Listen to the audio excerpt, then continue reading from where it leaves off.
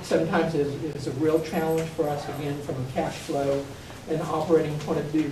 But when you look at all of the issues and challenges, we're a business just like you are. We do have the political function, certainly, and we've seen a lot of political change in Winter Haven in the last couple of months, where we definitely will have 2 new commissioners, and I think we will expect to see some changes in direction, perhaps by the City Commission, directing staff in other directions to go forward with. But when all is said and done, we are committed to the vision plan. That's what the city has spent years and years supporting the community's vision plan that was adopted and became very public through meetings around the community. Public participation was very heavy, and the city has fully embraced that when I arrived here in 2001, and we see that continuing forward. It was a great document, it still is. I think there's always a question in each of our minds, is it still relevant? Should it be updated? Those kinds of things, and I think the answer to that is a resounding yes. So ultimately, City Hall will be challenging you all as members of the community and community leaders to get back involved with a process that will update, reestablish, generate a new community vision, whichever way we want to describe it or call it. City of Winter Haven, again, when I look into my crystal ball, I still have a little time left. Okay, little bit this time. Well, you never know when you get started. I never know when I get stopped either, but I try not to. I think we back to the vision, very important. It's all about community, all about sense of place. I think one of the biggest things that has gone wrong in government for the last almost 100 years, if you look back the way communities were developed, you heard me say downtown Winter Haven, heart and soul of the city, you saw verticality, you saw tight development, very compact. And then in around the late 1920s, early 30s, a movement came for single-use zoning. And Derek, can you help me with that one? Not yet, okay. Still a student. What that really means, and we all live it every day, all of the houses are basically in one area. Then you have your shopping, retail, commercial, those kinds of establishments in kind of another section of the community, manufacturing, warehousing, office, kind of all in another.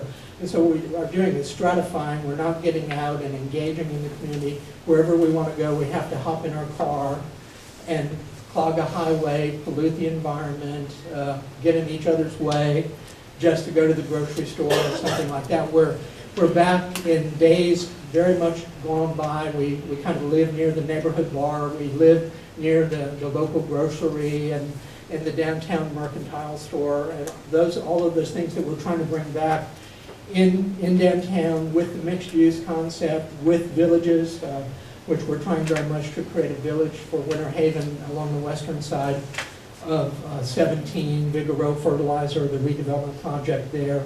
Some portion of the Chain of Lake property will probably be divided in some fashion for mixed use of village, somewhat like you see over in Lakeland or Orlando, Kissimmee, other areas. Again, we're really trying to direct the efforts towards tight closeness, not because we're trying to create clutter.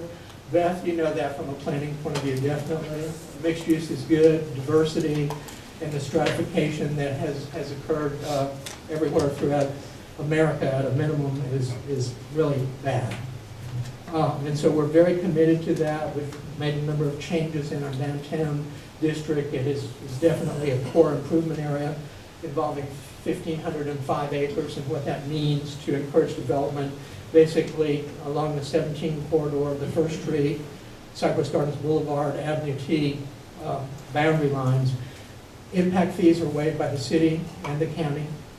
City and county impact fees with the exception of city and water and sewer impact fees, which are pledged revenues for one of our bond issues. But when you look at that, we're very committed to bringing about redevelopment, mixed use. We're doing an evaluation and appraisal report of our comprehensive plan that will bring a bunch of new ideas forward. We've been out in the community for several weeks and months on it, and I hate to tell you all, but it's true. There were less than 100 Winter Haven residents that chose to participate in the EARS process. Those were day meetings, those were night meetings in the various neighborhoods. So the community had a very strong opportunity to have its input and its voice heard in the changes we make for the future. And meeting after meeting after meeting, staff outnumbered the residents that attended those meetings. Squire, you'll soon be seeing that officially. That's coming forward to the Planning Commission probably later this week. And I think you all will be having a special meeting the end of the month. Yes. Very, very important process. You need to get involved in it. You need to take it seriously. It's your opportunity to have input into Winter Haven and how your community is going to grow and change into the future. And you absolutely, positively need to be part of that process. I think I got the message. All right, questions? That's a very fast, quick ride. And Hey, David, I was late. Could you start again? wow, Nelson, you get it. You can do this. That was a compliment, actually, to my media guy. Yeah. Thank you. Let's see, did anyone have a question? Yes, Dan. What do you see for the next 5 years? What's your dream list? What's my dream list? If I get my way, it'll be business as usual. We'll continue to do capital projects, reinvest in the community, use those grant dollars. You'll see some extensions to the Chain of Lakes Trail that will connect up along 3rd Street that will be narrowed and choked down and won't be the 4 lanes anymore. It'll be streetscaped and tightened up and cluttered a little bit like we do with our streetscape projects. You will definitely see in 5 years South Park completely redone. More than likely, you will see a traffic roundabout going, hopefully feeding off where we have those crazy traffic signals now, where the Hill building used to be. That was part of the strategy for the Hill property to gain parking, shrink the site some so we could do a traffic roundabout to create a much better sense of arrival into downtown Winter Haven when you come via 17, the crossover up 3rd Street into the core original downtown area, with that roundabout planted, well-maintained and cared for. Trailhead Park to the north. Inman Park's about to get a tremendous redo, very much upgrade. Hopefully we'll be able to continue with the sculpture program. I think that's great for the community. But again, continued projects. Lots of parks and recreation. The new fire station hopefully will be a success. And again, gold certified LEED. Our good friends at Advisors are actively engaged in, they were engaged in part of the fire station project as well as definitely a lot of the good things happening downtown. Is that a quick enough sketch? I can go on. Yes, absolutely. Thank you. I think also we're committed to a redo of First Street to better match up with the lot sizes and those kinds of things and freeing up some of the regulations. Something, and I need to just say quickly, we're very committed to the Business Accelerator Program. The USF, Polytech, City, 610 Corporation is a great project. Should give us about 6 accelerator businesses ongoing at a time.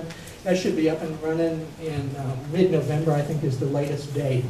We are all behind having our downtown area be high-tech with a 610 Business Park, if you will, and Winter Haven Hospital, and the medical community continuing to bring us doctors and clinics and facilities for we people that are getting old, and those that want to get old, right, Lance? And so we work very closely with 610, the hospital folks, and Polk State College. We're all in this together, and again, it's revitalizing, generating economic activity. And I think any of us understand that what we learned in economics class, that the dollar can turn over 3, 4, 5, 6, 7, maybe as much as 8 times in a community if it's earned here, spent here.